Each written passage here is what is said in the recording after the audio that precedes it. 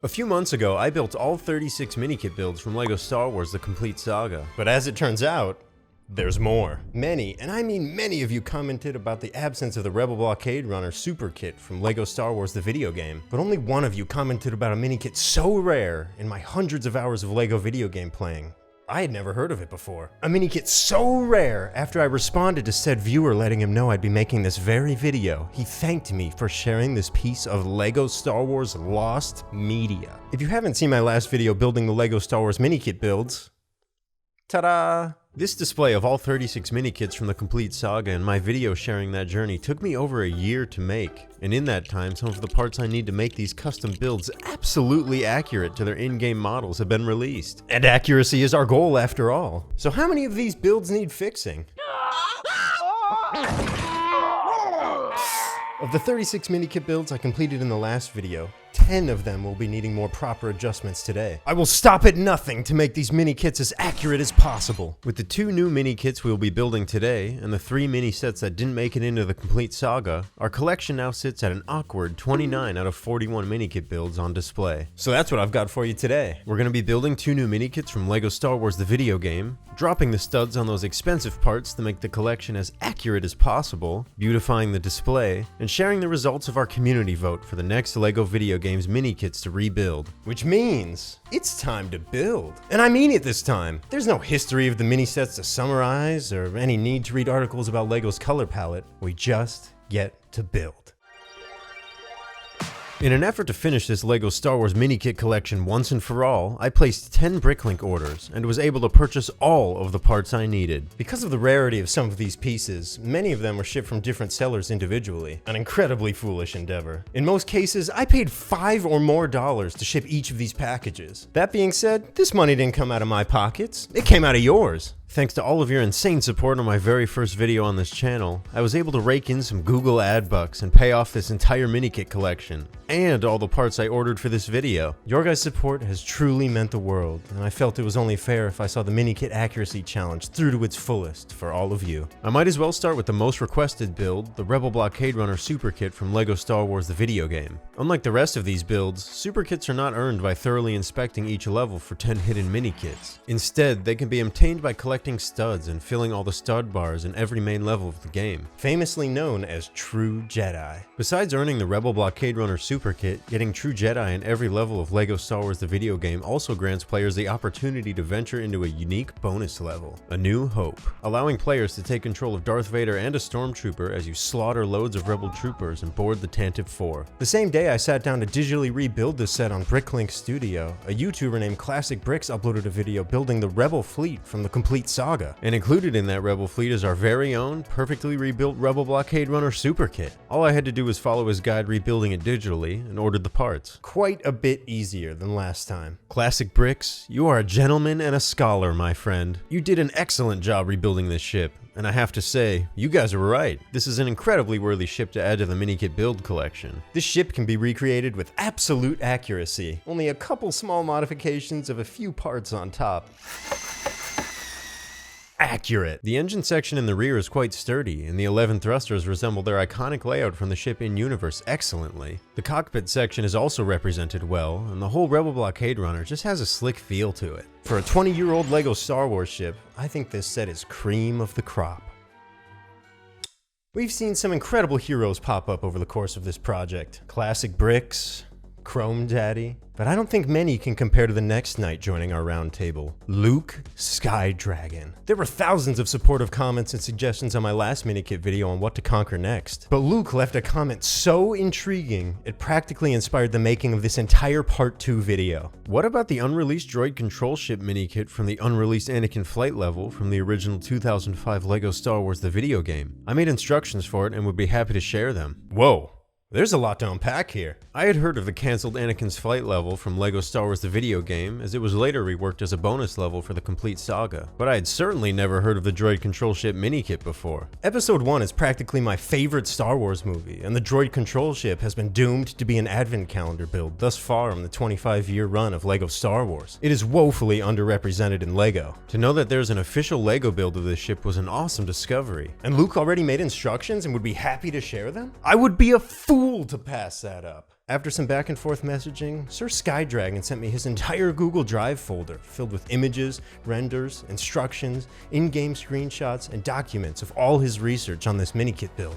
John Burton, the founder of Traveler's Tales and director and designer of LEGO Star Wars the video game and LEGO Star Wars 2 the original trilogy, made an incredible video sharing a development prototype version of LEGO Star Wars the video game for the PlayStation 2, going into quite a bit of detail regarding the original concept of this Anakin's flight level. If you'd like to learn more about the original version of this scrapped level, I'll leave a link down below. It's worth the watch. That same development prototype copy of LEGO Star Wars the video game is where the droid control ship minikit was found. To summarize Luke's short write-up on how they replicated this minikit, he first had to download and play this development copy of the game, as there was almost no screenshots or recorded video of it on the internet. This game didn't have the ability to disassemble and rebuild the builds like the complete saga, which certainly led to a lot more puzzle solving for how the ship was actually assembled. Luke mentioned attempting to stay accurate to the part molds and colors available in 2005. The only major change is the central 4x4 round brick, including the Technic holes, as without it, there's no way to connect this part to the main structure of the build. Besides the intuitive instructions provided, he also included two separate part lists, one with absolute, complete accuracy, and the other with appropriately substituted pieces. I opted for a combination of both when purchasing these parts, focusing my splurging on the more visible pieces on the exterior. Although the build process was very repetitive, the final product clearly speaks for itself. Circular structures are not easy to create with LEGO, and even though this was designed digitally in 2005, I don't think there are many new parts that could be used to make a droid control ship look more excellent than this at the scale they had to work with. I do think you would be able to make a more stable version with newer parts, as this is probably the most fragile minikit build so far. As a display piece, I don't think I could ask for anything more from this ship. It's simply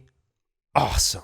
As if he wasn't enough of a hero, Sir Skydragon wanted me to share all of his incredible work with all of you. Linked down below is that Google Drive folder with everything Luke sent over. The instructions, part lists, the whole kit and caboodle, completely and entirely for free. If you'd like to see more of his custom Star Wars builds or send a proper thanks for his hard work resurrecting this lost LEGO minikit, be sure to give him a follow on Instagram at LukeSkyBuilder. Luke, thanks once again for your dedication for these games we all love and for reaching out after the last video. This truly was an awesome build to bring to life. With that, I think it's finally time to repopulate our podium. Continuing the theme of episode 1 Peak, there are a handful of changes to make to the Gungan Bongo. Those incredibly expensive light bluish gray 1x6 curved slopes can be more accurately depicted with 1x4 curved slopes that I totally blanked on last time. Besides that, those weak beta 3 stud long blue bars can now be replaced with based alpha 4 stud long blue bars, thanks to newly being included in the elusive Dragonborn Paladin collectible minifig and the expensive Acclimator class assault ship from this year. Luckily, these parts are readily available on Bricklink, and I didn't even have to sell my spleen to get them. I don't know if you guys are ready for the Naboo Starfighter. Splurging on those curved yellow bricks in the back and that supple light bluish gray underbelly has gifted us what I might believe to be the glow up of the century. The Naboo Starfighter is meant to be a sleek ship, and now it finally is. Some of you left comments on the last video saying I should have chromed the Naboo Starfighter as well. And while I agree it probably would look even cooler, I would argue that this minikit is not chrome in game. And need I reiterate our goals of complete accuracy? Regardless, this ship is so good. If you watched the previous video, I know what you might be thinking. Darth Maul's Sith Infiltrator, didn't he already fix that one? It's true, I did, but I have some bad news. Like the X-Wing and Millennium Falcon, we've got another print to remove, this time on the back of the ship. I don't know how I missed this last time, but I'm making this ship accurate, and you can't stop me. I still give this ship the same rating as last time. It's fine. Dooku's ship also has some parts to replace, those two reddish round hinge pieces on the top and bottom of the ship. I also give this minikit the same rating as last time.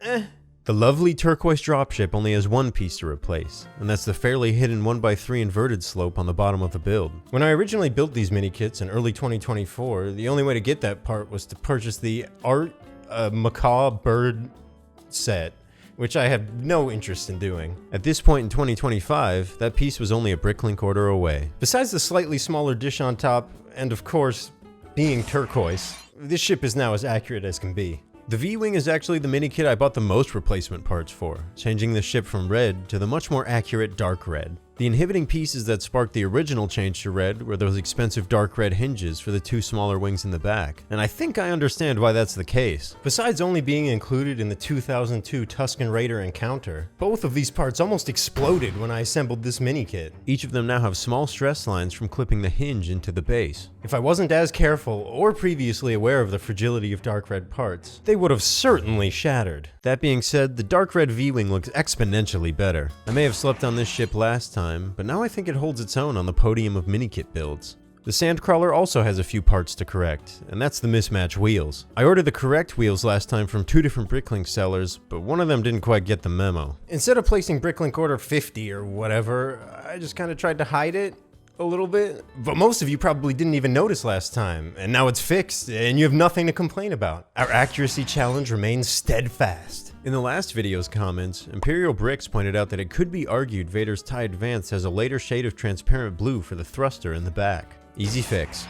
The most expensive parts I ordered for this video were these 5 reddish-brown 1x2 panels. If you had asked me about the rarity of these pieces prior to making this video, I would have told you I probably have a bunch of them in my Lego bins. If only I was that lucky. These reddish-brown panels can be found in a handful of 2005 Lego Star Wars sets, but are mainly sourced from a single character build from everyone's favorite 2011 theme, Cars. Of course, I'm referring to the true American hero that is Tow Mater. Although 2 reddish-brown panels were included in each of these Tow Mater builds, I was only able to find a maximum of 1 panel at each of the Bricklink stores I was shopping at, which meant I had to make 5 separate purchases. Although the parts themselves weren't more than $2 each, paying shipping on each of these 5 orders brought the average price of these reddish-brown panels to $8.07. I spent more than $40 on these 5 stupid pieces. And the worst part? They're literally for 2 of my least favorite builds of the collection, the Desert Skiff and the Sail Barge.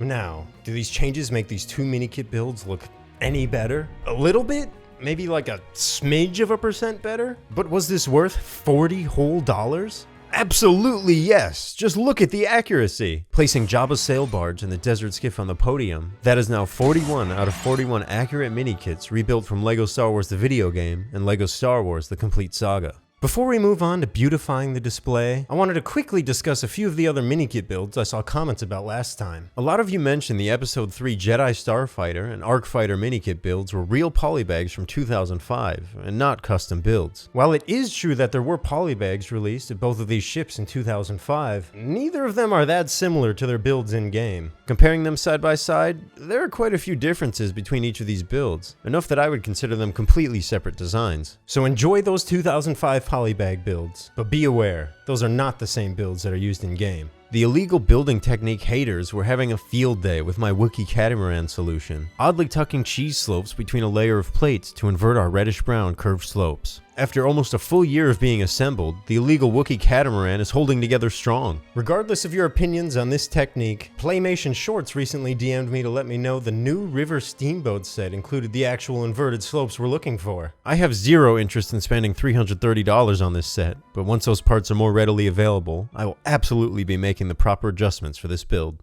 In an effort to declutter the front of the mini-kit display, I thought it would be fun to create a few small stands to properly show off these extra builds. Although fairly simple in construction, elevating the Rebel Blockade Runner and Droid Control Ship on either side of the podium really adds a lot to the display. I also wanted to show off those 3 mini-sets that didn't make it into the LEGO Star Wars games: the MTT, Anakin's Pod Racer, and Jango's Slave 1. I thought this would be a great opportunity to show off Jango's ship in its flight position, and the 2 Slave 1s nearby on the display showing off both transformations of this ship are greatly satisfying. I also wanted to show off a few items from the game, including a blue mini-kit, True Jedi stud bar, a red brick, and of course, a mini-kit. Just missing a gold brick. Centered on this podium are 3 printed parts with the LEGO Star Wars The Complete Saga logo. I purchased these parts from a vendor at Brick World Chicago last year, and I truthfully don't remember what the shop's name is. If you know, leave a comment down below and I'll be sure to add a link to the description. With that, I believe the LEGO Star Wars mini-kit collection is finally complete. Be sure to stick around until the end of the video for the grand reveal of the next mini-kits I'll be remaking, but there are a few things I wanted to mention first. Building these Star Wars mini-kits and creating these videos has taken a tremendous amount of work, but seeing the builds come to life in person has been an absolute treat, and having so many of you join in on this journey has been a massive privilege and a highlight of my video making career. Thank you all so